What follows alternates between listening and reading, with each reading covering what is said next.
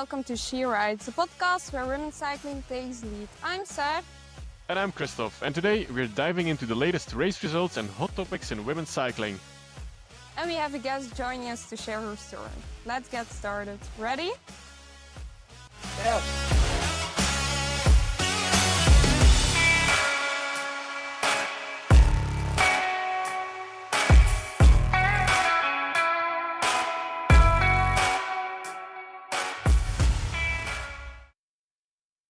Hello everyone and welcome to a special episode because it's our 25th episode already. So we're in the week after Paris-Roubaix, so a bit like in between the Flemish classics and the Ardennes, and we have like a super amazing guest with us who almost breathes women's cycling. Hi, Kate. Hello. Thank you for having me.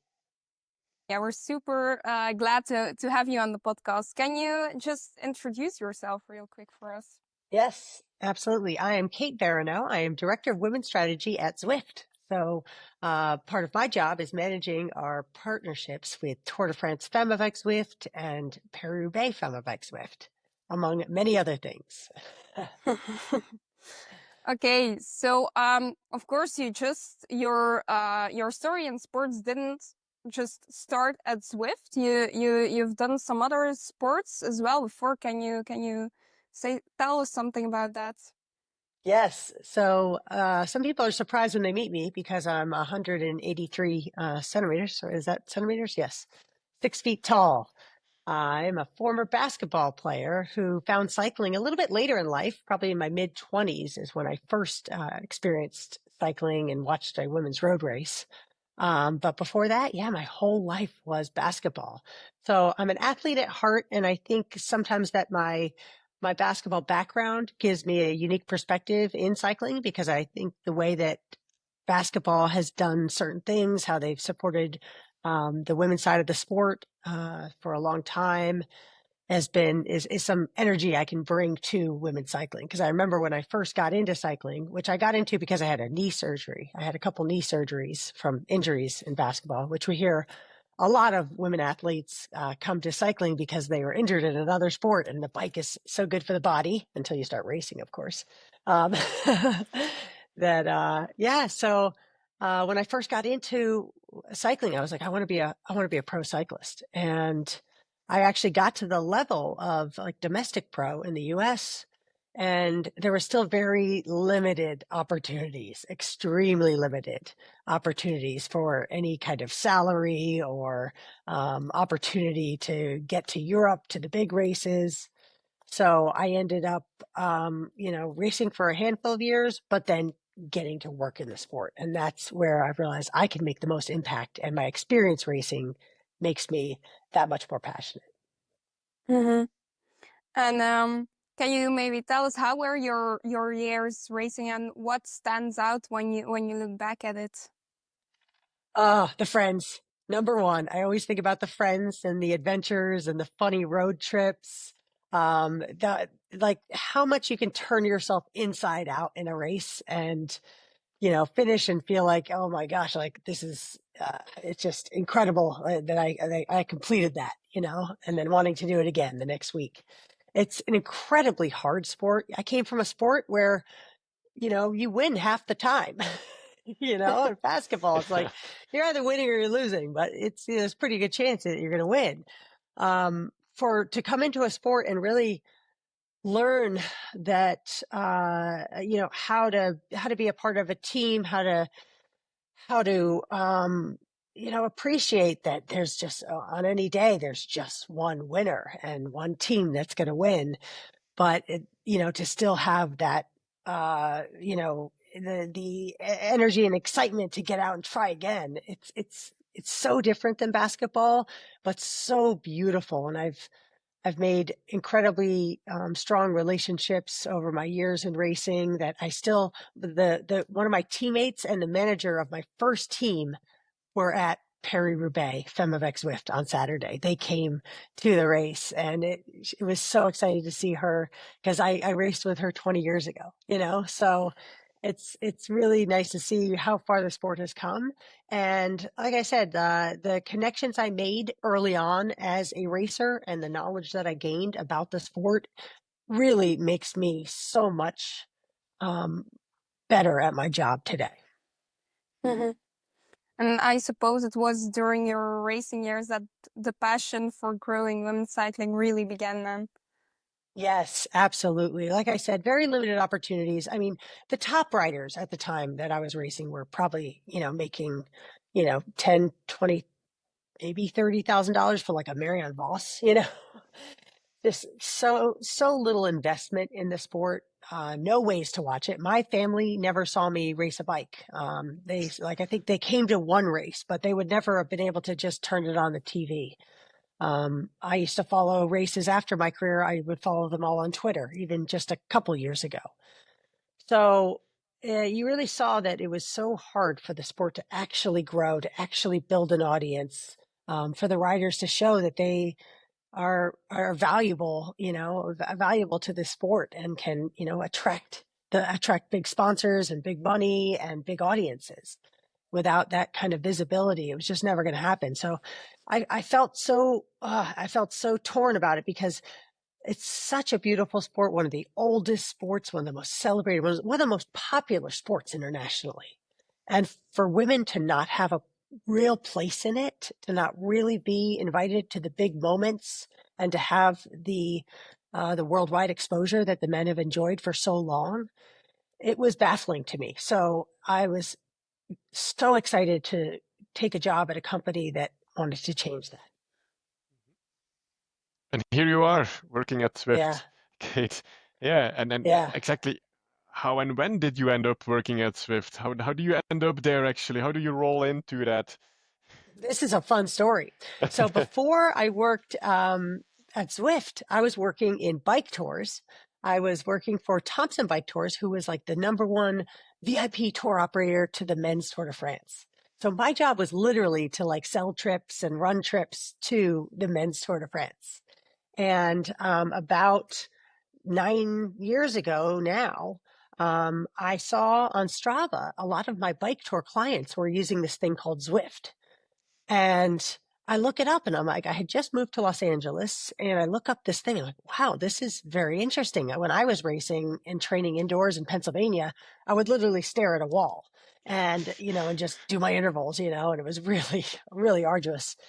And now this company made an indoor video game that would, you could ride in real time with other riders. And it's like this cool world. I was really fascinated and I saw that a bunch of my clients were using it. So I sent Zwift an email, literally to partnerships@zwift.com. I said, hi, I'm Kate. I work for Thompson Bike Tours. We're the best operator to the Tour de France. Would you like to do a promotion together where we give a trip away to like a VIP trip, like all expenses paid to the Tour de France? Like if you like complete a challenge in Zwift. And they wrote me right back and they said, why don't you come down to the office? Like we'd love to talk. And I did. And it turns out like the guys, we had a lot of mutual friends from my days racing. They liked me right away. They liked my energy. I come into a room. I'm big, I'm loud, I'm colorful. Um, How are you? it's a good energy to have in this sport. You don't see a lot of women in the sport. So when we do show up, we got to take up some space. So we hit it off. And next thing I know, I become friends with them. And one of them lived right down the street from me. So we just start riding bikes together all the time. And he was one of the founders of Zwift. And a couple months later, he approached me because they had this idea to do a talent ID competition across the whole world, invite the world to try out on Zwift to win a pro contract. And they were doing it with a women's team, Canyon Swam Racing, who was the hottest team at the time. I mean, when Canyon Swam rolled up with like the big branding and the bus and the flashy Rafa kits, it was like, whoa, they're here to play. It looked like the most pro team.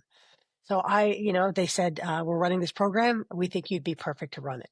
So these things in life just kind of like, you would never expect it. And I just thought, wow, like the opportunity to create the opportunity that I never had, because I would have done well in the Zwift Academy in my heyday. Like at my peak, I would have put down some really good numbers and I would have had people, maybe interested. So that was so exciting to me that a company wanted to try to do things different.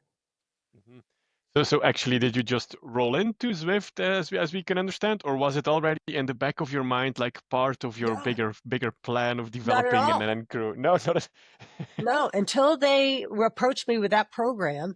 I mean, honestly, I was working in bike tours. I'm taking people to the Alps and the Pyrenees. I'm riding my bike. This is just after I was racing pro. So I'm kind of enjoying it, but it also, there was nowhere to go up in the bike tours. It was sort of like I was the marketing director and I got to go over to Europe and lead rides for months at a time. And it was really a fun lifestyle. But I'm an athlete. I need more. I'm always very ambitious. And so the opportunity to lead and help design this first program, Zwift Academy, that was so groundbreaking, also kind of risky. I remember that at first the media was not so kind. They were like, wait a minute, you're going to take somebody like, training indoors in their basement and put them on a pro team in the pro peloton. Hold on. Yeah, it needs a bit more.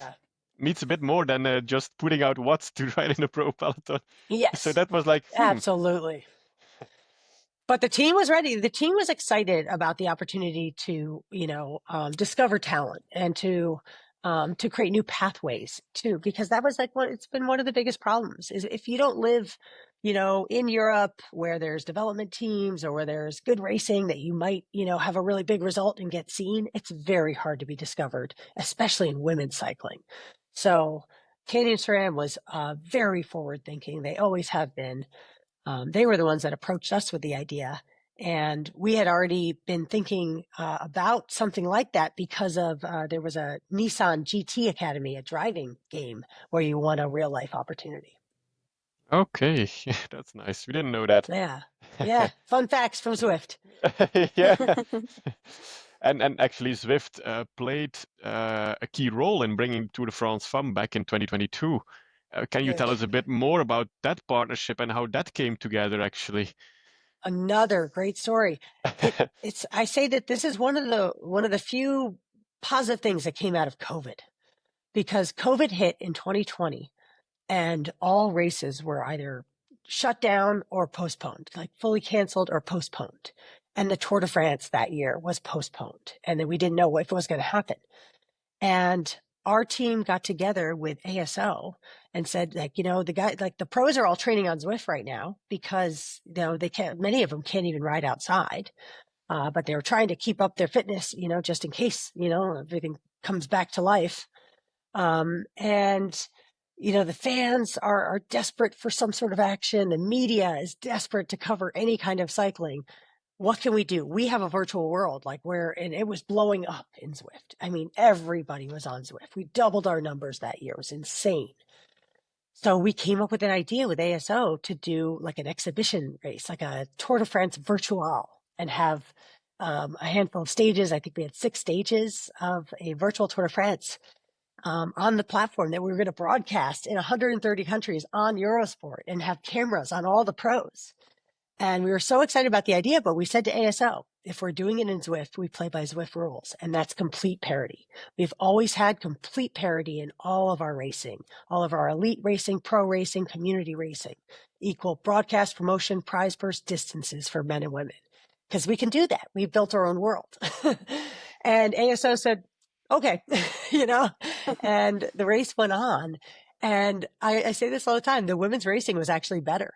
The shorter format of the Zwift races, they saw that they were being broadcast all over the world. This is a huge opportunity. A lot of the men were sort of like, just getting it done, but not necessarily bringing the panache. And the women, it was aggressive, exciting, unpredictable. We had some really fun winners and the audiences tuned in. It was like equal viewership for the men and women. And that's what kicked off the conversation with ASO, that we might be the perfect partner to come on board to bring a proper Tour de France Femme back after 30 years of absence. But they needed somebody to really get behind it, to commit. And we committed to a 4-year partnership at that time as a presenting partner. And we said, Zwift is like, the new kids in town, and ASO is the old kids in town. Like, you have this beautiful historic institution and this groundbreaking platform. Maybe this is the perfect mix to introduce this race back. You got lucky to get Oh. into ASO. It's not easy. And at the time, I was running all of our women's marketing and content. So they said, Kate, we're doing this. Run with it. Go. And I did. Yeah. You know, that's why you practice. That's why you do what you do. You make a lot of little decisions every day so that you're ready for the big call up. Yeah, good job there, Kate. And Thank then, you. of course, then it was the big day arrived. Yeah. With the first real Tour de Oh. France Femmes avec Zwift, of course. How did it feel? Was it like a Oh. ball of energy that was ready to burst It was until? so thrilling. It was so emotional. Standing there on the Champs-Élysées, with all the crowds and all the excitement and all the noise and the fans, you know, like so deep against the boards. You just had this feeling that this was like cycling was never going to be the same again, you know, and I knew the women's peloton was ready, you know, so I knew they'd bring the action. And to have finally that global stage for fans to get to know these competitors, to get to see the kind of action they bring. Women's cycling is a different product. It's super exciting. It has the opportunity to bring new fans and new audiences into cycling and to bring, you know, some fresh action to the sport. So for everybody that was involved, for fans around the world, for the media and the commentators that had been following women's cycling for so long, to finally have that opportunity was game changing. Yes, I can imagine. We were happy to see it happen. Yeah. But you gave me a busy week because back then I was doing the comms for Team Coop Repsol, so Oh, cool. so it's a whole different ball game, the Tour de Yeah. France, than all the other races. Yeah. Well, that's the thing. They said there's an estimate of like the sponsorship value for a team. 75 to 80% of that is in the 3 weeks at the Tour de France. The value of that team. So like if the women weren't there, how could they ever drive, you know, that kind of investment? Yeah, that's good and a bad thing together, I think. Anyway, Yeah, I know. that's Exactly. maybe for later That's a on in the whole nother podcast. podcast. Yep. And then, so as you said, you're not only involved in the Tour de France Femmes, but also with Paris-Roubaix Femmes. So, of course, we just had Paris-Roubaix. What does the week leading up to it look like for you? It's really exciting. I have a lot of opportunities to talk to the media. I have putting together all of our plans for Zwift, how we're going to show up at the race as the title sponsor, because we've always, from the beginning, when we signed on with ASO, with Tour de France and Paris-Roubaix, we were never going to just put our name on a race and just say, okay, let's see what happens. We were going to bring, you know, the full energy of Zwift and the full passion. We're not just sponsors. We are the biggest fans, as you can see. So we came out with this Watch the Femmes campaign, which has really evolved into now a movement. And that is all about ensuring that these race sponsorship drive inspiration and participation and encourage more women around the world to, you know, to join us in the sport and to get on bikes, to become fans, to get to know the riders, to take on their own challenges and to chase their bike dreams. And that was always the goal, was that we want this to be something that grows the sport. And so our activation at the races is not just about you know, talking about the riders and the stories, and it's about ensuring that we get more community there, that we ensure that the world knows it's happening, that women come to the Paris-Roubaix weekend because it's a beautiful weekend, but it's been happening since like 1896, and it's been a very male-dominated space. So my job is to get more women taking up more space, you know, enjoying this beautiful sport that has so much to offer for so many people. And then the day itself, pretty busy, I can imagine. Extremely. Well, the day before this year, I decided to host a women's ride with a local women's community, which actually is Jasper Stuyven's wife, Elke Yeah. Bleenart, runs a beautiful women's community called the Female Cycling Tribe. So we partnered with them to host a women's ride to encourage more women to come out for the weekend. We had a great time. We had 50 women at the ride. And then I had a happy hour with also community and media and industry friends, and trying to get more women in the industry and media to come to the race. So then the day of the race, it's like Christmas for me. It first starts with a little just quiet time in the morning, because I know I have to, I'm kind of lining up that day too. It's a long day, and I got to make sure I pace myself. I always pick out a very special outfit, because I want when people to see my excitement, my passion for the race. There's also a lot of fun pictures, so I got to make sure I look good on the podium. But the race day is really about showing up and representing Zwift, representing how much we love this race, how much we are working to help promote the race, promote the riders, promote the teams. I walk around the buses, say hello to not just the teams we sponsor, because we sponsor all the teams when you think about it. We sponsor the races. So we're here to grow the sport for all of them and to create more opportunity and investment for all of them.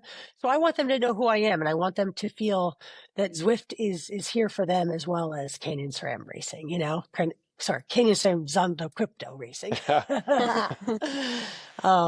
So it's a lot of walking around saying hello to friends that I've met in cycling for, over 20 years, from industry, media, teams, all the people that kind of assumed that SD Works would dominate the race. It was so unexpected, so beautiful, so women's cycling. Fabulous race. Mhm. Yeah, we had a question mark too for Pauline Yeah. Van before the season. We were like, what's gonna be? Yeah. So Honestly, I did not know. I really, she's such a talent. I would be afraid to tell Pauline she can't do anything. She's done so much. But we all know that I've heard so many riders tell me how much the level has gone up. That that it's just so much harder. So for her to do what she was able to do on Saturday, and then you find out that she was actually struggling with an infection, and she wasn't even sure if she was going to line up. Wow, what a story. I mean, this is the best for the sport. It's so good for the coverage. It's so good for the fans. It's so good for the teams, because it has so many stories within the story. Yeah. And how big of an addition is Paris-Roubaix Femmes to the women's calendar, you think? Huge. When I started getting into cycling, I think it was the first televised race I watched was Paris-Roubaix, because my friends were obsessed with it. They had gone over from Pennsylvania to Belgium to ride Holy Week and to do all these iconic courses. Like I said, the race has been happening since 1896. This is cycling history. To win that, you go down in the record books forever as Paris-Roubaix. It's massive. So for this to be added to the women's calendar, that's why we wanted to be a part of it, because it is the greatest one-day it's the greatest one-day race. The amount of crowds that it draws, the fans around the world, the iconic grueling nature of the race. It is, it's just steeped in cycling history, and it's a big step for women to not only be a part of it, but to bring that gladiator kind of action, to the velodrome. It's fabulous. and just chasing that trophy is already worth it. that cobble. It's besides Tirreno Adriatico, but that unfortunately has no women's edition. It's the best trophy you can get, I think. Well, it's the coolest trophy. Oh, wow. Yeah. Seeing Pauline pick it up was pretty special. Yeah. It definitely came after that kind of race. Oof, it's very heavy. I gotta get the exact weight on that. It's very heavy. And then something completely else, actually. Are you happy with the current route, or would you like to see some changes in the coming years? Of course, I'd like at some point to see them do the Arenberg, but I think it's proper right now. Just to see the riders cross the line and collapsing on the side. It is incredibly challenging race because the women's peloton races very aggressively. There's no kind of sit in time. So I think currently, I think it's okay. But I always default to talking to the teams and the riders because honestly, they are all that matters. Is like what they feel is appropriate for their training, what they feel is appropriate for modern audiences. I think that in this day and age, you wouldn't start, building races at the same distances as the men started, when they actually started those races. Does Milan San Remo need to be that long? Most people say no. The women do not want it longer. So I'd say, I'd probably talk to them, but it actually feels pretty good because it's so thrilling too. The action throughout. I'd much rather focus on getting them full broadcast coverage. Mm-hmm. It Yeah. was 95K this year, so I was very Yes. surprised. I was like, "Ooh, nice." Yeah. Yeah, it's the worst when you turn on a race and it's like 60K to go, 50K to go. You're like, really? Or in Italy, 30K to go. It's like, okay, Oh, Yeah. yeah, we had all the action already. Okay, thank you, bye yeah. Especially women's racing, it's, you never know what's going to happen. So it's much more unpredictable than men's racing. So yeah, Just that's definitely the next battle. just to pick Mm-hmm. in, sorry, Saar. Why do you want to see Arenberg added to the women's race? Will it have added value? I think it might just destroy the race because it's too far from the end, and it might This end is up with some true. crashes or some punctures of some top favorites that will be out of the race possibly. So Yeah. I don't know. Yeah, that's a very good point. That's a very good point. I think just because it is so iconic. Yeah. But Mm-hmm. yeah, but maybe, like I don't know, the women have something new to offer, so maybe they should have, their own path. Mm-hmm. Yeah. I'm also not that pro Ironman for sure. If you look like Good. in the previous year, how much the crashes, I don't know if that's like really needed. Yeah, Of course it's that's pretty iconic, wild. but Yeah. I'm just like, yeah, neutral I trust that's I about trust it. you all because you're much closer to the action. Well, it's good for Eloise, like we had the photographer from Tornanti CC. That would be a good addition. Very She would cool. love it. I know. For, Yeah.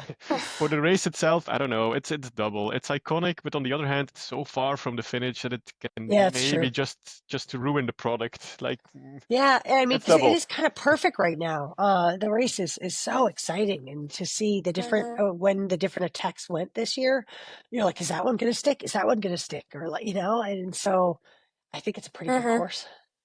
Yeah, but about Armag, actually, I have the same opinion for the men, and I know it's like maybe a bold thing to say, but I'm like, okay, this is iconic, but is iconic enough It's like to that's what have people like say. about Yeah, 5 riders yeah, who are going home with pretty bad injuries. So yeah, yeah. Yeah.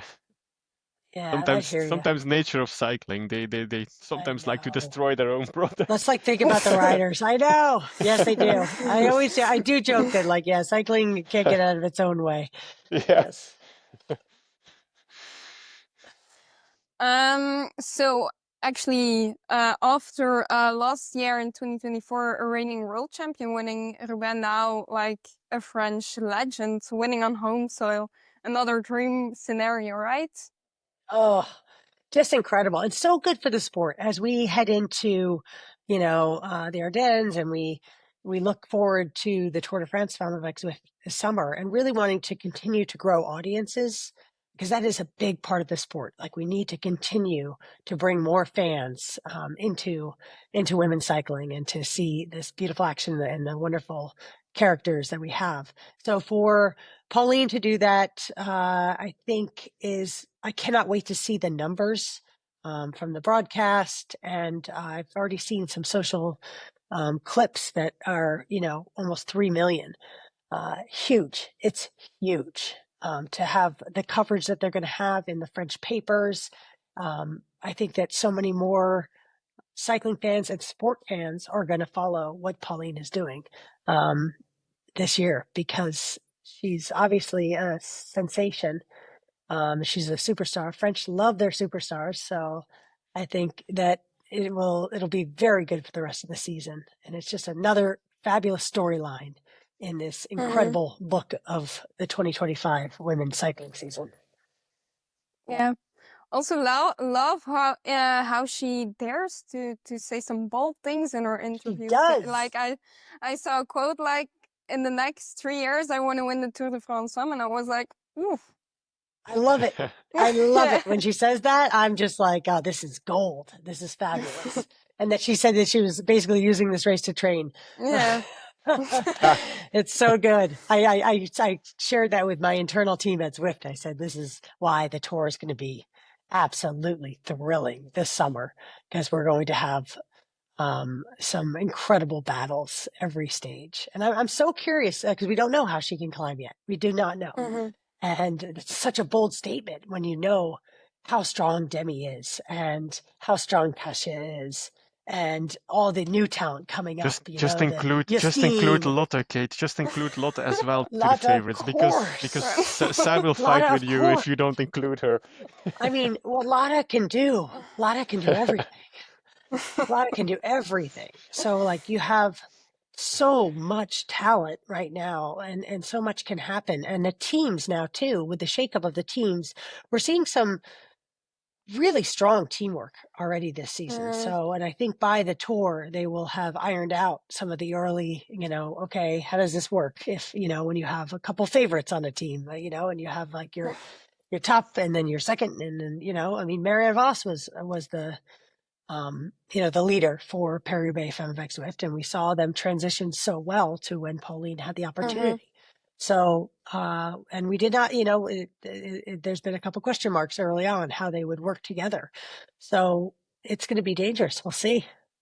Saar, you probably don't want to hear that there's an extra favorite for the Tour de France. I know. Well, I do know Lotte is going to be doing everything she can. And when Lotte puts her mind to something, wow, I will never forget, how she climbed Ventoux. I will never forget that. And just to see that, I was like, wow. Yeah, she is an incredibly, incredibly strong in body and mind athlete. But I'm also actually super excited about the route. I love like the start with the punchy stages and then some sprints and then straight to the mountains. So it's great. Yeah, I'm really excited. It's great. It's a really good course, all properly in France. I'm going to head to an event on Thursday in Yvonne, in Brittany, in Brest, to see the 100 Days to Go event. There's a press event to get the towns excited about, this wonderful event, coming to their roads this July. Nice. And then maybe to last Saturday's action with Roubaix. So we had a break of 2 actually with Quintiton, and then someone we saw in the break with Lotte Klaas at the Omloop Nieuwsblad, Aurela Nervo. But then if we go really like in the big action, we jump to 71 kilometers to go. We had an attack of Van Dijk, but she later said she wasn't feeling the best, or she was starting a virus or struggling with the heat. Then something we certainly need to mention for Kristof, at 58 to go, Haugstad from Coop crashed. She did finish, but with a broken hip. Yeah. Like, oh no! Oh my god! Yeah, it was just pretty bad. No. And pretty ballsy to finish the race. She said, like, yeah, but it's Roubaix, you want to finish. Yeah, she did. Well, luckily, the medical exam showed up that no surgery is needed, so she will be out for 6 weeks, which is still bad because she's riding a really good season so far for a Conti rider. So she's missing La Vuelta, where she's focusing on it as well. So, but Mm, it's only 6 weeks, no surgery needed. So luckily, Okay. yeah, Yep. get well soon, Bones Sigrid, heal well because too. So, yep. yeah, she's one of mm. the nicest. She's really a nice person too. So Oh, she's that's wonderful. great. She's Oh, great we fun. root for a speedy recovery, and then Yeah, back in full form this summer when she's going to be needed.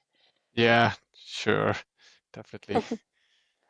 And then we go to 53 kilometers, or the start of sector 12, where we had a crash with Pauline Ferrand-Prévot involved.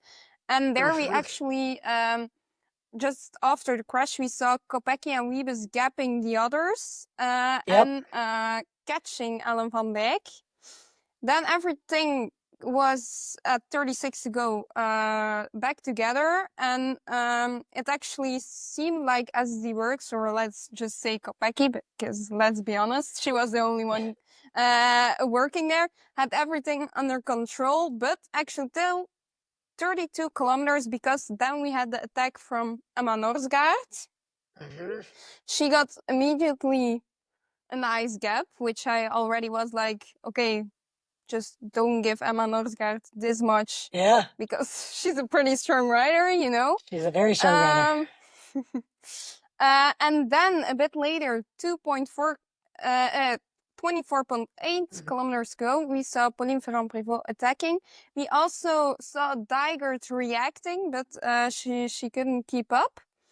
And then, of course, Pauline was super strong, and at 19 kilometers to go, she went solo. And yeah, she immediately had a pretty big gap. At 7 kilometers, we also saw a crash of 5 for Georgie, third of last year. There were still some moves, but Vos they did great to control it. And then Mhm. Kopecky tried everything to keep the difference small for Wiebes, but if you need to do it on your own, it's close to impossible.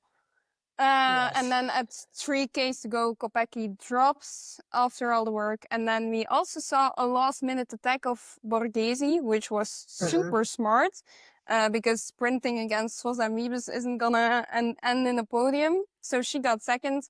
And then actually what was super surprising for me was how close it was between Wiebes and Vos, knowing that Wiebes Mhm. like almost could freewheel in the wheels to the finish, and Vos actually did race a bit. Yeah. And then also impressive, Alison Jackson really showing this her race Incredible. again with a 5th place.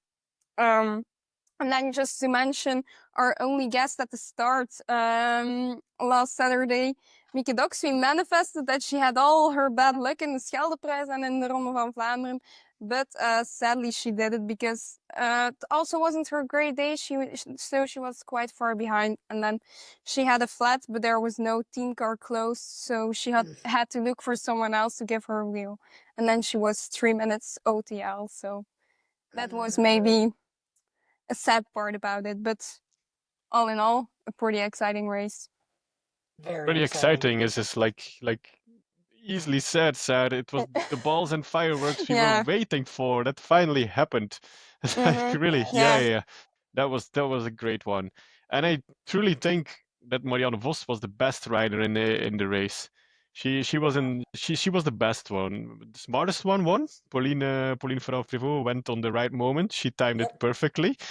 But I think Marianne Vos was the strongest one, because that's what I hear from Kopecky as well. She couldn't shake Marianne Vos Mm-hmm. from her, so I think she might have been the strongest. And then Kopecky the second one, but she was throwing around her forces and her energy, so you pretty knew from the beginning that Mm-hmm. she was Yeah. not gonna take it, because at a certain point you just break and then the Yeah. tank is empty, and that showed like that. So yeah, it was a very great race. We saw some great SD Works tactics. Finally, Mhm. I was starting to miss it already. I said it in the last Yeah. episode as well. Like, hey, come on, they're behaving so well. I know. But So you know, I kind of had the feeling this was coming, because I also mentioned it in the episode with Mieke. How many times did Lorena Wiebes said she wanted to win this race this year? Yeah. So it was already something like, how are they gonna race? Like, I get it, they are, let's decide this in the race, which is really a bold thing to do. It's easy if you're all the time the best, but Roubaix is just a harder race to be the best and actually Such a make the hard race. difference. Yep. So for sure, we also saw Wiebe struggling at one point. She did came back. But my question is why don't you treat both Wiebes and Kopecky as equals? Because it's so, you can't have anything more intimidating than a rider attacking and the rider they are trying to get rid of, Lorena Wiebes, in the wheel. So I was just like, this is not the smartest thing to do, to just let Lotte ride the whole time, because there will come a point she's also exhausted. So why not? You're there with two. That's what Let I them thought. both react. And so that was strange to see. And we can say like maybe they had both needed to do something different, but I honestly think it comes back to the DS and to the car again, because or you take a clear decision or you try to do the right thing, which is like you need to use the fact that you are there with two super strong riders, and I don't think that was the way they could do it. And yeah, I don't think they did it well. And Veronneau was super strong and the smartest, so of course great job done by her, and we don't need to see SD Works winning more. Of course they are winning enough, but what we do see is the races they lose, it's not because their riders are not good, it's because in the end the team car and the tactics are messing it up. So that's the thing. I think strange. I think teams now, part of their strategy is to see how they can outsmart SD Works. Absolutely. You know, not just like, oh, how can they outsmart everybody, but what is SD Works going to do, or how can they trick them, or how can they, get them to overuse their talent or put out too much energy too early. The teams are getting better at that, because a couple of years ago it was sort of like, come on, we're like, it was like, we're like letting them do it to us. When are the teams going to figure it out and learn how to tactically race against SD Works? And you're starting to see it really happen. And they, when they went, I was like, what, this is too early. What are they doing? Yeah, it's way too early. I'm like, the two of them out there, like, whoa, this doesn't look good. Yeah.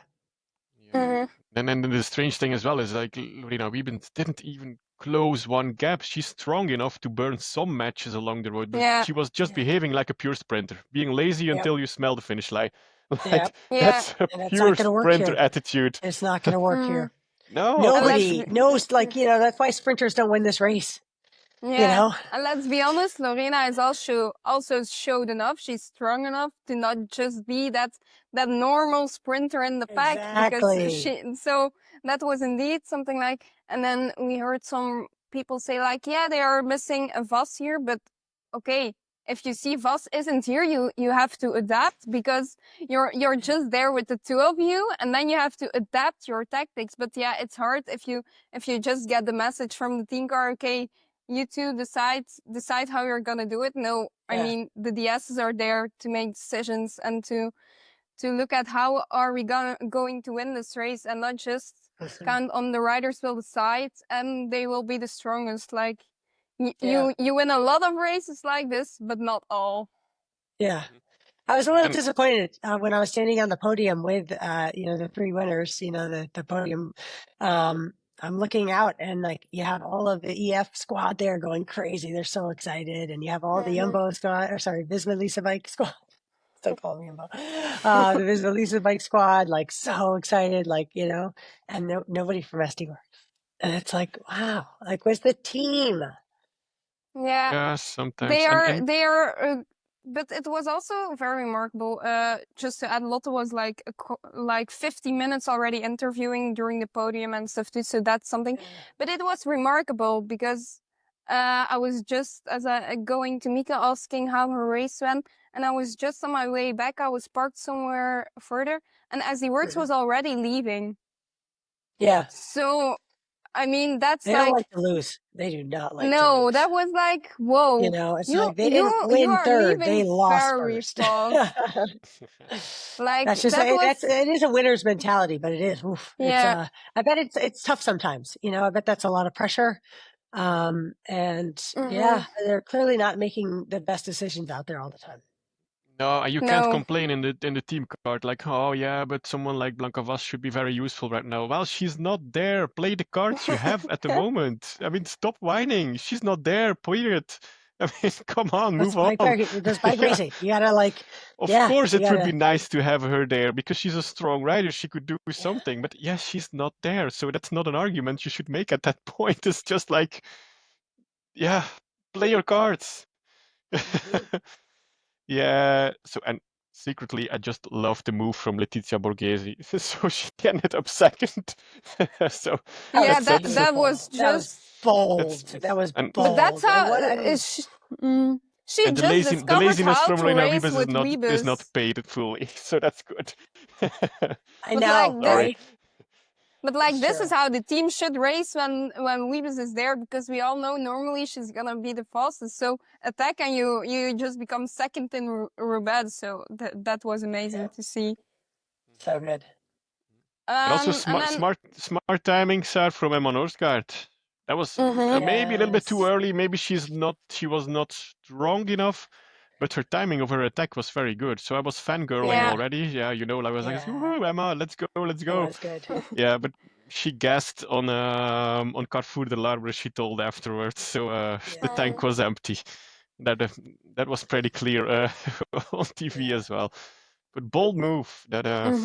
So and good to see then her in the front again. and then something else very remarkable, I think, was if you've watched the classics, you've probably seen this smaller Belgian team actually, DD Group Oof, Cycling. very They were exciting. also riding Roubaix, and their first rider, Vera Tiedemann, became 22nd in Roubaix. That's like huge. Huge. So Huge. that's huge for them. Super cool to see, for So it sure. shows Like that they belong here. Yeah, yeah, it's and their all spring first long, it's not classics only Roubaix campaign, that they have and a yeah, great result. They have, yeah, because at first I was skeptic too. I was like, ooh, DD going Conti, it's like, ooh, this is yeah, gonna and be I was hard. also like immediately all the big races. I was Yeah, like, I was like, ooh, this is gonna hurt. Was my first thought when I saw the race yeah, calendar for their team. Like, mhm, ooh, this is heavy, but they're really showing yeah. that they belong there. Yeah, yeah, yeah. They It's very cool. yeah, totally. Mhm. Then there was something else. I was maybe you said like I think Vos. I mean the strongest, of course. Um, so what was I? Yeah. So you said Vos looked the strongest, and we all know that this is one of the races that is not that she hasn't won yet, and it's like one of her races she really wants to win in her career. But I'm wondering, how does Marianne think she's gonna win this race when she also didn't really want to ride with Lotte to the finish? So of course, in the end, they won with the team. So the Yeah. winners are always right. But I was just wondering, how do you still want to win this race? Because she's already racing so long. There's also going to be a moment that you're just not going to be on your best level yet. So I think that was maybe not the right. I mean, it will be hard to win Roubaix the coming years if you don't want to ride with Kopecky, because if that's gonna happen, the odds are pretty big. Wiebes is there too.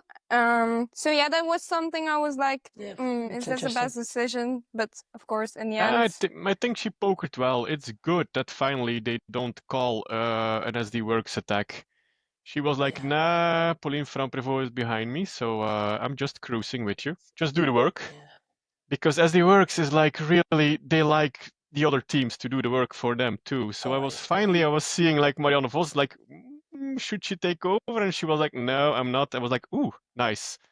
Call the bluff. Yeah. Yep. Do it. They've been needing to do Sorry, that Saar. for a long time. Yep. I know Kopecky was attacking, and I know you expected like this attack going through, but I was like, yeah, that's nice. Just play some poker game now too. That's a good. Mm-hmm. Yeah, and in the end, it turned out to be a good move. But of course, that's winner's talk afterwards. Of course, you Mm-hmm. never know what would have happened.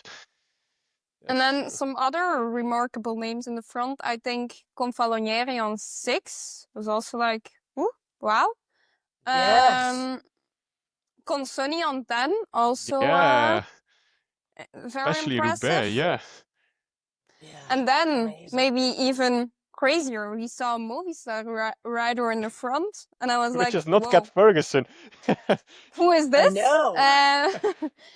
Jelena Ehrens was there, riding pretty strong, ending on place 11. Like, wow.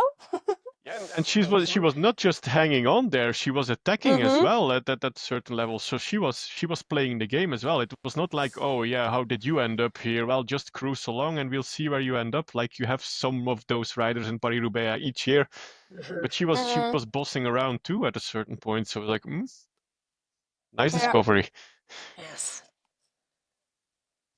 I think we can close this maybe off here, Robert? No, just right one now? more thing. Just one more thing, Saar. Just what I saw in Okay. men's and women's race. Kate, if you manage to do this with ASO, just let them talk with Boplan for the safety.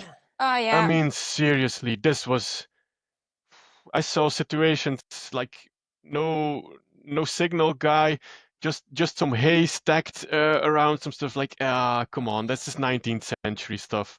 Just stop that. Talk to each other. I know there's I will some do my issues or best. disagreements between Boplan and Azu, but come on, that was so painful to see. Like, That's not right. especially in Roubaix, Have the writers. it's We have to already a have the dangerous race. Yep. Like it's Also something. 2025. Like this should wake up. Yeah. Like Agreed. a haystack. That's not gonna do it anymore.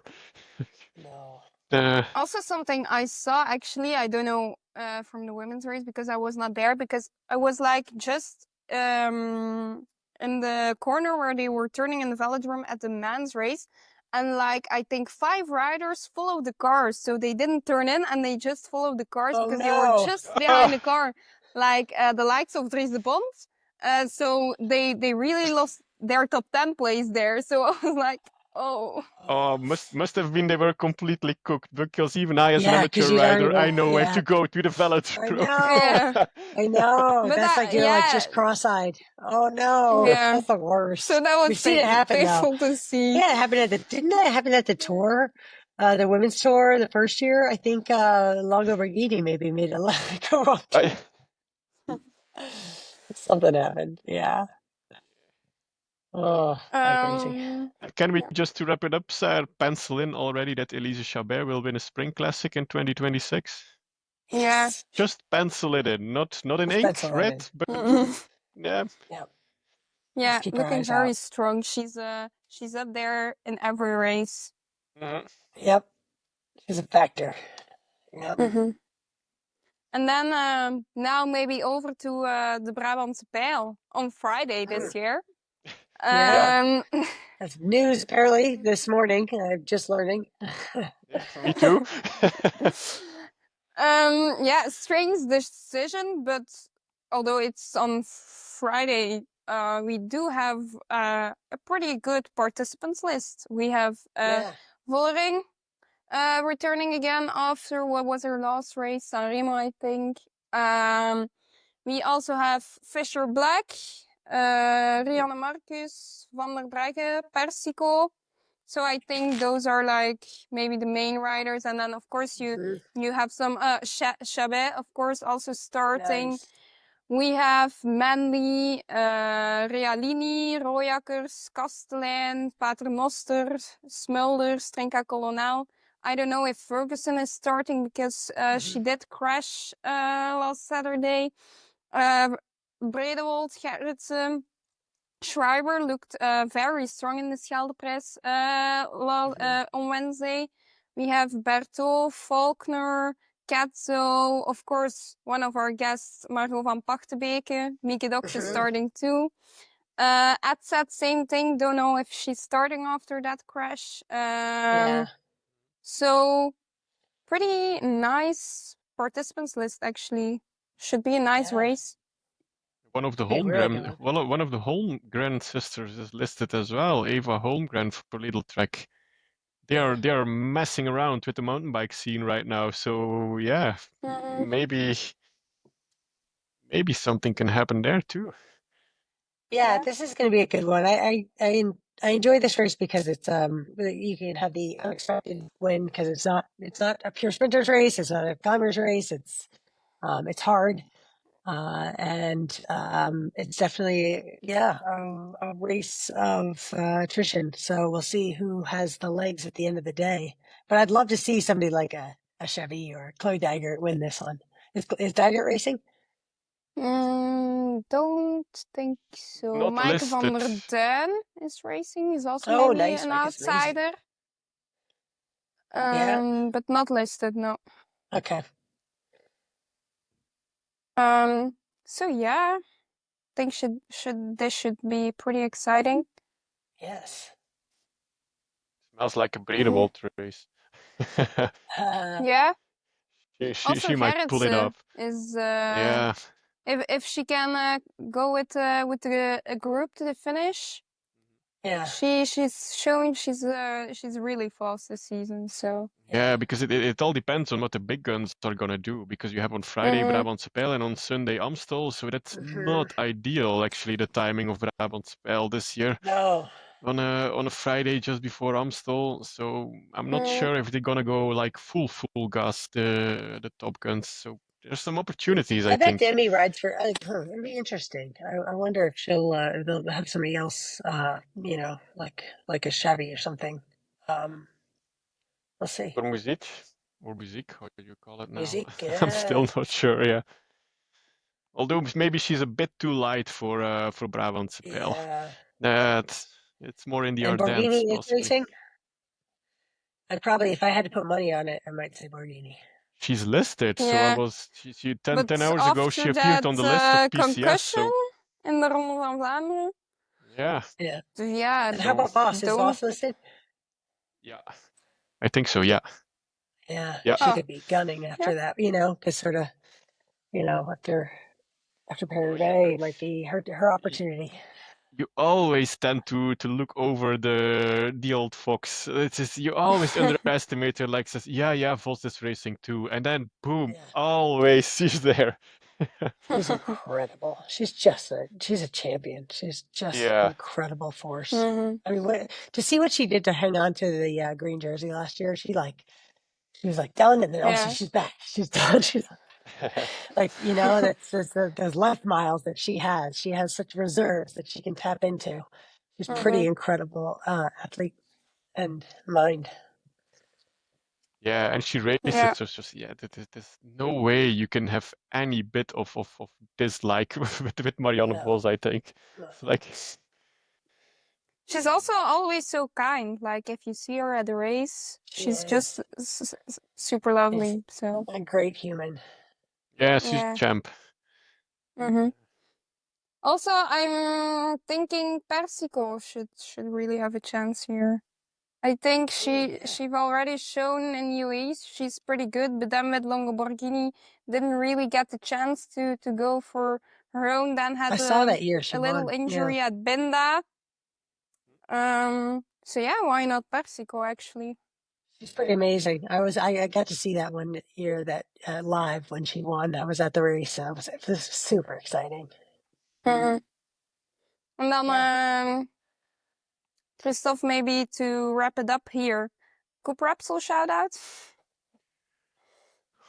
Brabant Spel, difficult one now with Sigrid being out for 6 weeks because her races are just coming up actually.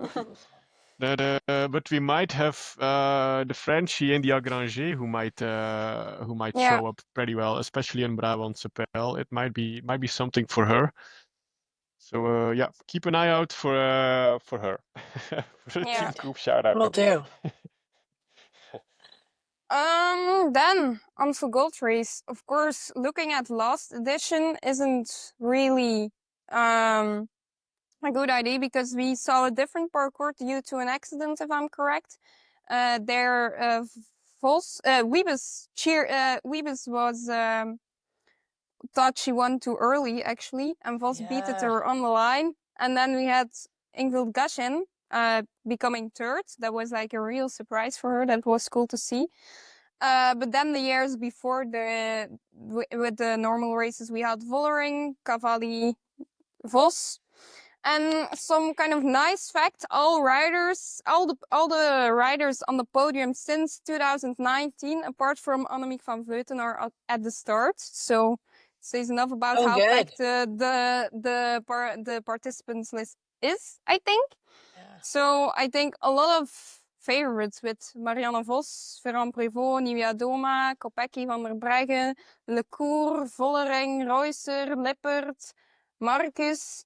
So that are some of the big names, but we still have like Vos, Bredewold, Etzet, Moelman, Manley, Verhulst, Pieterse, Kastelein, Rooijakkers, Labous, Muziek, Kraak, Cavalli, Georgie, Mackay, Paternoster, Smulders, Persico, Vlodarczyk, Bertoja, Faulkner is there too, Kerbal, Ruek, Van Pachtenbeek. So like crazy start list actually. Yeah. Really good. I can't wait.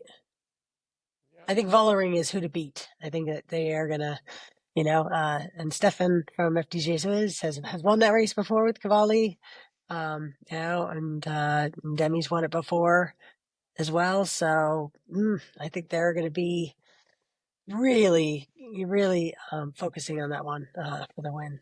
So think we will see our first Vollering versus Kopecky this year. True. I think. Can't wait. Yeah. yeah. Throw in some Marianne Vos and then Pauline Ferrand-Prévot stuff, and might be exciting. Yes. Nivea Of course, Doma Nivea Doma also too. looking Yeah, already very good. Reusser with a little anticipating could also be, and Lippert really impressed at the ronde. She's amazing. Yeah, don't overlook Lippert for this race because she was strong in she's Flanders, so strong. and I didn't expect her in a race like Flanders already. So her races still have to come. So. And also quite excited to see Lecour make her debut here. So first time she's riding Amstel and Liège. Think if we saw her racing the Giro last year, these are really the races where she can show some good things, I guess. Yeah. Let's see what Ashley Moolman will bring too. I would love to see that. I love it's her Ashley. time of the year coming up with Amstel, Flèche and Liège. It is. So it's her time in the spotlight. Or at least it should be. And of course with Manley is also, if we're looking at AG Insurance, Manley is also someone who's always good in those races, and now in a new team. So yeah, exciting. Very exciting. It's gonna be a great race. Now we head to the Ardennes. Yeah, this is the first Flanders Classics edition, right? Yeah. If I'm not. Yeah. Oh, is it? Nice. So organization will be improved, I guess. No more cars that are gonna decide the race. Yeah. Yeah. Maybe we can do our predictions now. Sure. Should I start this week, Saar? Yeah. Sure. You? So I go for Demi Vollering if she's smart enough and cool enough to pull it off, because that might be her biggest problem sometimes. But it's her to lose, a Dutchie in the Netherlands on home soil on a classic that really suits her. So yeah, I'm guessing she's gonna win. Then on 5 I have on 5. I go with I go for it. Kim Lecour, and on 10 Kim Kadzo.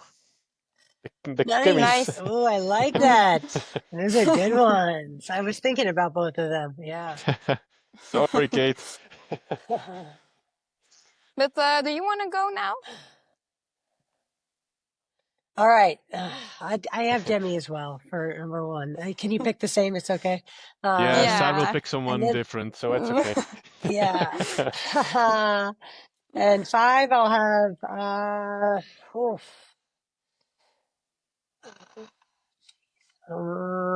this is tricky. I always think about No pressure. let's, I We're messing know, it up all the time. So I know. Yeah, let's go with Fisher Black on that, on 5. And then 10, I'll go with, Marlon Reeser. yeah, nice. On 1, surprise, Lotte Kopecky. On Yeah. 5, I'm also going AG Insurance with Manly. And Nice. on 10, we're keeping our hashtag manifesting Margot van Pachtenbeke into, but this time, an Amstel Gold Race top 10. So 10th Margot van Pachtenbeke. Yes. But actually more excited to see what she can do in the Brabantse Pijl, because she has shown that's really a race Yeah. she's always good at. So yeah, exciting to see. Very Yeah, exciting. go Margot. We're a big fan, especially since you Yeah. appeared on our podcast. She's amazing. And she's listening, so hey, Yeah. we should give her a shout out. So yeah, that's it on latest news, I think. Yes. Yeah, I Yeah, think exactly. we will have another week of exciting racing, actually. Yes. Yeah, exactly. And then I think it's just time to look ahead a little bit with our guest with Kate. Now that Roubaix is over, is all focus now from your side on the Tour de France Femmes Yes, already? very much Yeah. so. Yeah, because for us, not only will we start our sort of campaign around it, getting people excited and aware of exactly when it's happening and how they can watch, how they can participate. We'll be pushing for more people to come to the L'Etape du Tour de France Femmes avec Zwift, which is stage 8 on August 2nd. And this is really exciting because I think there's already over 5,000 riders signed up that are going to climb the Madeleine shortly before the women and then stay to watch the Femmes. So that's a really wonderful experience. And we want to bring as many fans out to the race as possible.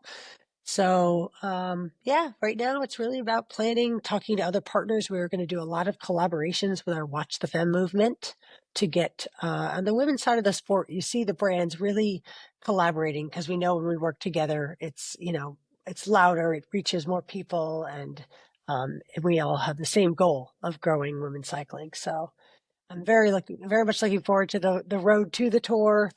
It's an exciting time. And then, I have to pick out all my outfits. Yeah. Exciting times coming up for you. Busy times too. Absolutely. Very. Yeah. And then a question we ask like everyone here, but I think we might have a very interesting and strong opinion from our guest today. But just one thing, Kate. Just pick one thing you could change in women's cycling overnight. What would it be? Oh.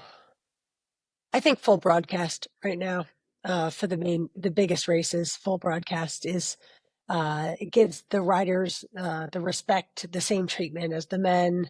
I think they deserve it, and it's more valuable for sponsors as well. So it brings more value to the sport. So I think that will be the next thing because it feels weird. There's no other sport that you turn it on and it's halfway through the event. So it's bizarre to me. Yeah, on the other side, Kate, 300 Ks of Milano Sanremo coverage for the I men's know. race. Well, that's why we have a stronger argument for the women's race. It's like it's not that long anyway. Come on. Yeah.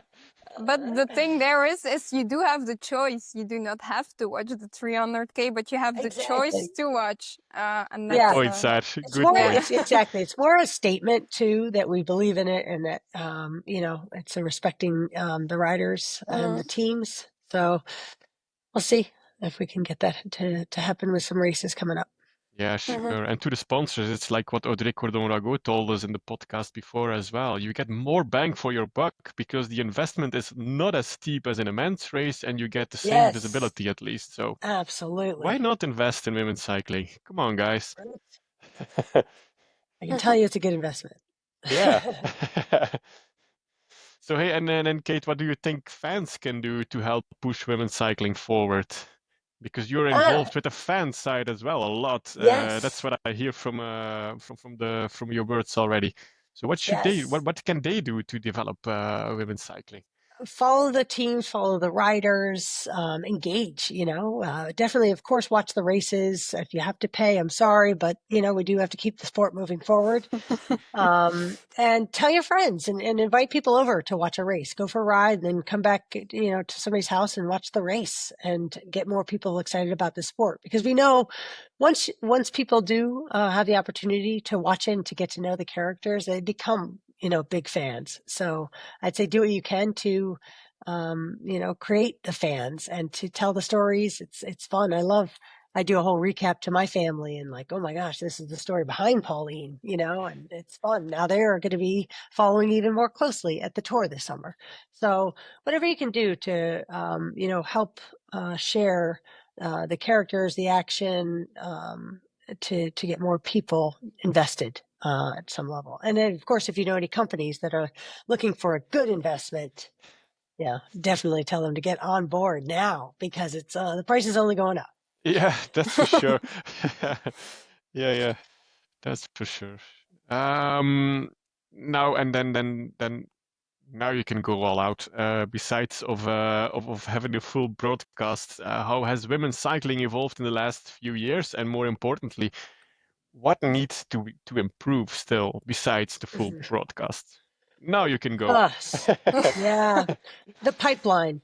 We definitely need more pathways to the pros. So more development teams, more teams having development teams, more U23 racing to ensure that the riders have, the chance to develop their skills at that level before making the big jump to the pros.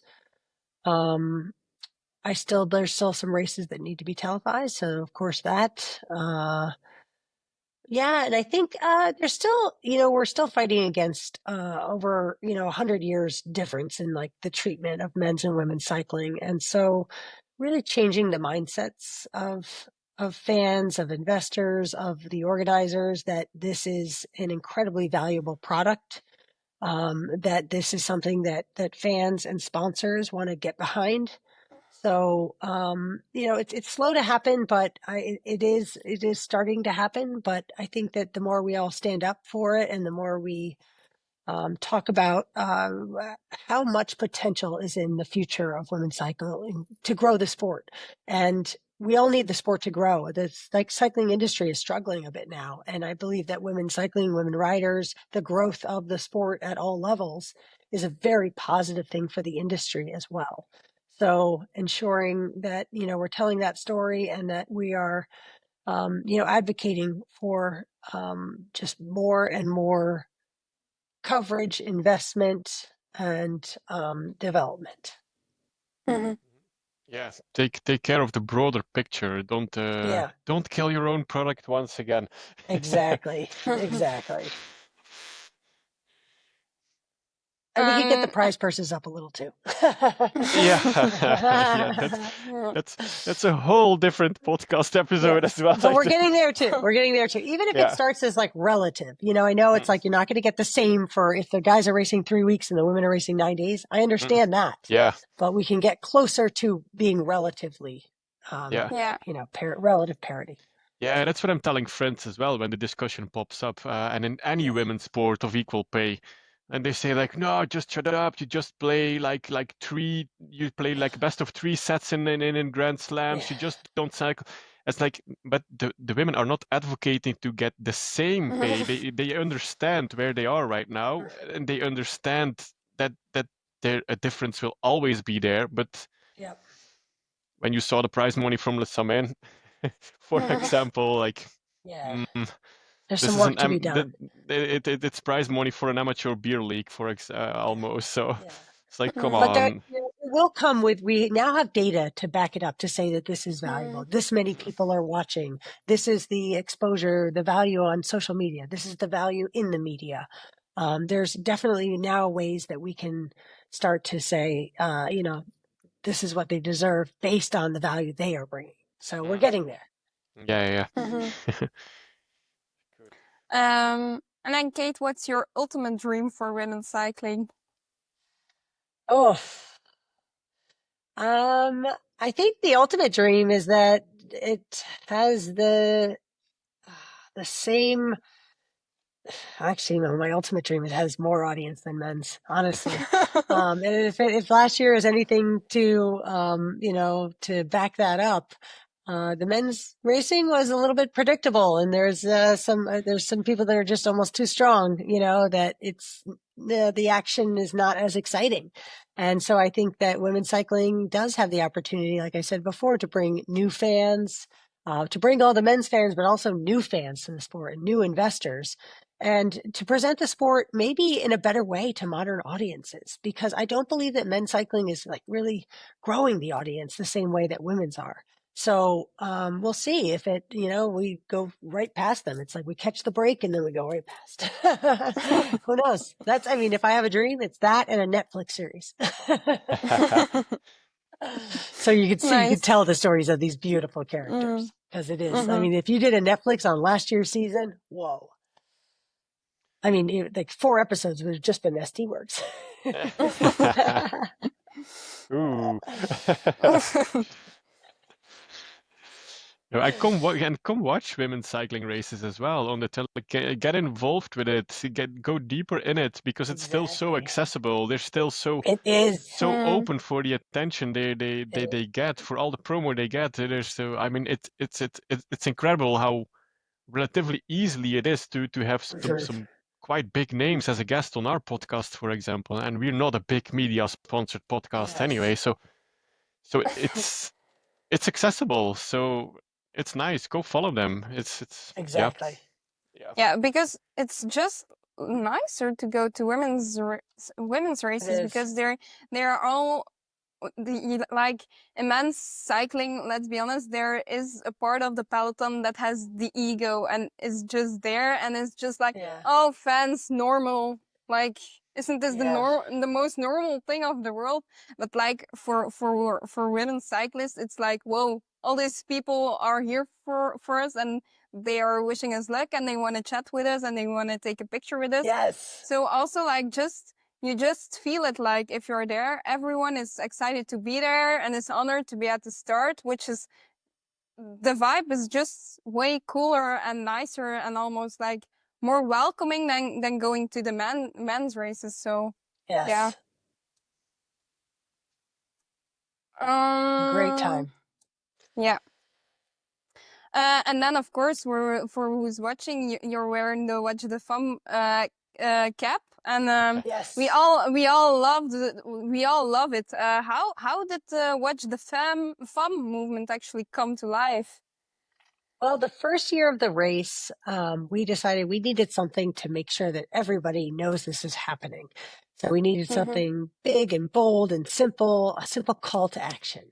Okay, this is our big moment. We need to ensure this works, and we need everybody to get behind it. So we decided to start Watch the Femme and make this cap that we could send out. We sent it out to like so many people in advance of the race. We said, wear the cap and then like post the race, post that you're going to watch the race. And so it started as a simple rallying cry to ensure that people knew that the first women's Tour de France, Femme was happening, in the last 30 years. And it was a big moment. So yeah. And then the campaign has now really transitioned to much more of a movement that stands for like, watch what happens when you invest in women's sports. Watch what happens when you invest in women's cycling. And now Watch the Femme, I hope that people see it and they see our support. They see us bringing community together, to be inspired by these races, but also to inspire, women around the world to ride and to chase their bike dreams, like I said. So Watch the Femme is something you'll see a lot of this summer with a lot of different brands, with a lot of different friends in the industry. It's something that we can all be a part of. And that's very exciting because this is my new tagline. The future of cycling, the future of women's cycling doesn't just happen. We build it together. So it's going to be a fun year leading into the Tour this year. Yeah. Beautiful. And is there something specific you still really want to do with Zwift for women's cycling? Oh, I want to continue to grow the sport. So I want to make sure that these races really, that there's a trickle down impact, and that, the next generation, there's going to be so much more opportunity, so much bigger women's pelotons, local rides. Like there's just a lot more women riding bikes that the percentage has always been like 20% women, 15 to 20% women versus, 80% men. So kind of fixing that and adjusting that, because this sport is so good for such a wide range of people, all ages, all abilities. There's so much joy to experience on the bike.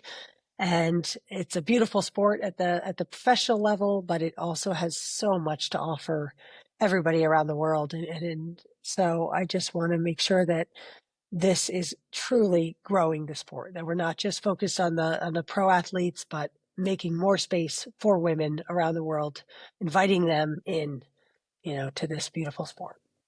Mm-hmm. And something we really do see is like media is often focusing on how women's cycling differs or is smaller in some things than men's cycling. But can you share for everyone why you should watch women's cycling and in which aspects it's actually nicer and more thrilling to watch? Yeah, I would say it is unpredictable, definitely. The racing, the style of racing, it's more aggressive, it's more punchy. Right now, there's so many wonderful characters, there's so many wonderful stories behind the riders, because everybody came to the sport from different pathways. So it's not as simple as like the men's side, where they pretty much always rode bikes. The women there's sort of fun backstories. There's like doctors riding in the peloton, they have advanced degrees. They're, Elise Shabby was an Olympian in another sport. There's a lot of fun stories to tell. And we're really starting to get to know the personalities, and they're fabulous at relating with audiences on social media. I think they share a lot more. I think they're that the fans feel a little bit closer to them because they feel like they know them a little bit more, and that's a wonderful opportunity there as well for sponsors and investors, because you're really connecting with audiences in new ways because of the value these riders bring to the whole scene. So I couldn't believe how many Paris-Roubaix recaps there were, and not a lot of the men do like their own individual recaps. And women each, it's like there's a million stories. Everybody had their own Paris-Roubaix Femmes story, and I've been really enjoying kind of scrolling through those the last couple of days. So I think it's a really special time for women's racing. There's so much positive energy around it in general. The media, the positive social media around it. The positive fans at the race when you walk around the Tour de France Femmes Zwift versus the Tour de France, it's a different vibe. We're all very happy to be here because we fought for a long time to be there. And so we're appreciative, we're grateful, we are just hooked on every second of the action. And we're constantly discovering new talents like the Puck Peters, like a Justine. What Cedrine did in the mountains last year was incredible. Those descents. So it's such a beautiful time, to start to follow all these wonderful women. Mm-hmm. And then to wrap it up, looking back on everything you've accomplished and how far women's cycling has come till today, what are you most proud of? Oh, man. Just that I think the level of professionalism now, that I don't know. It's so exciting to finally see the opportunities rolling in. Like when I saw like Nike sign with FDJ Suez and, the different new sponsors coming on board, the the level has been raised so much that now these women are not just making a living. They're superstars and they're household names. And they're paving the way for the next generation to have so much more opportunity than they had to be a professional in a sport that is loved by the world. And we're finally, I think, cracked that glass ceiling, and now the sky is the limit. Nice. So I think we have to really thank you for being here today. Yes. It was super nice to talk about women's cycling with you today. So Thank you. thank you. Thank you so much. Keep doing what you're doing. You're doing exactly what we need, is building fans, telling the stories, enjoying it, sharing your passion for the sport. So I know that myself and Lotta really appreciate it, and keep up the great work. Yeah, you too, Kate. Definitely. Cool. That's a wrap for episode 25 of She Rides. Thanks for joining us. I hope you enjoy the rides. Absolutely. Women's cycling is packed with action, and we're here to bring you every twist and turn. Be sure to subscribe on Spotify, Apple Podcasts, Amazon Music, or YouTube so you don't miss upcoming episodes. And if you like today's show, a rating, like, or comment really helps us reach more listeners. And follow us on Blue Sky and Instagram for behind-the-scenes updates, our hashtag #GuessTheGuestGame, and more. Thanks to Kate for joining us today, and don't hesitate to share your questions or topics you'd like us to cover. Stay tuned for more exciting guests and join our prediction competition. Tag She Rides podcast on Blue Sky to show off your knowledge, and She Rides is powered by KDM Endurance Coaching. Thanks for listening to She Rides, where women's cycling takes lead. Keep watching the fun, and we'll catch you in the next one. Bye-bye. Bye. Right? Good. That's great. That's a wrap.